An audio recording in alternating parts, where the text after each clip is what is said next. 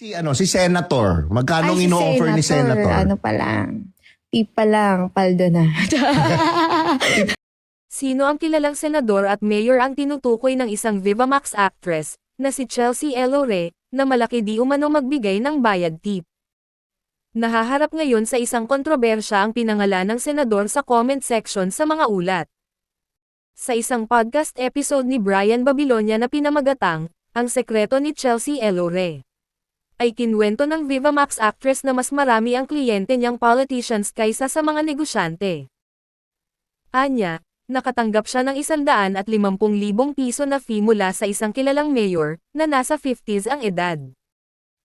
At sa senador tip palang paldo na. Binigyan umano siya ng 250,000 hanggang 300,000 na tip on top sa kanyang bayad. Ayon naman kay Brian, malaki magtip kasi galing sa pera ng taxpayers. The Who ang senador na ito. Nagbigay naman siya ng clue. May R at F sa pangalan. Ang daming netizens na naghula kung sino itong senador na ito. Pero ang nanig ay si Raffy Tulfo. Isang FB account na nagngangalang KCD ang nagpasalamat na kinuha silang guest performer sa Christmas party ni Raffy Tulfo na ginanap sa Soler Resort. Tinag niya si Senator Raffy Tulfo. Kaya nakapunterya ngayon ang atensyon sa naturang senador. Mas lalong tutok ang netizens at tinuturo na si Raffy nga ito, dahil kinalaunan ay binura ni KCD ang tag name. Nagpost din ang aktres sa kanyang social media account na mali ang hula ng publiko.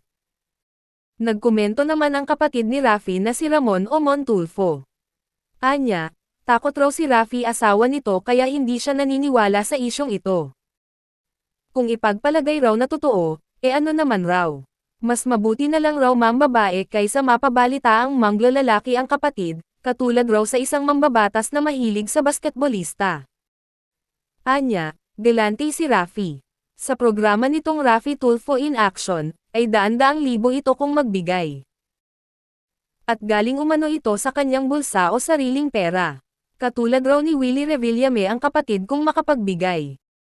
Sa pagsalita raw ni Mon, tila pinatotohanan raw nito ang blind item na si Raffy nga ang tinutukoy. Naging katuwaan naman ng mga netizens ang chismis na ito.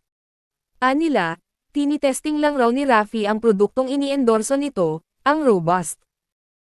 Sa Christmas party, present ang asawa ni Raffy na si Jocelyn Tulfo. At may larawan pa si Casey at Jocelyn.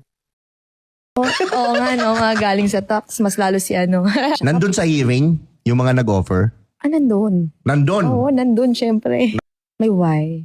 Y? First letter.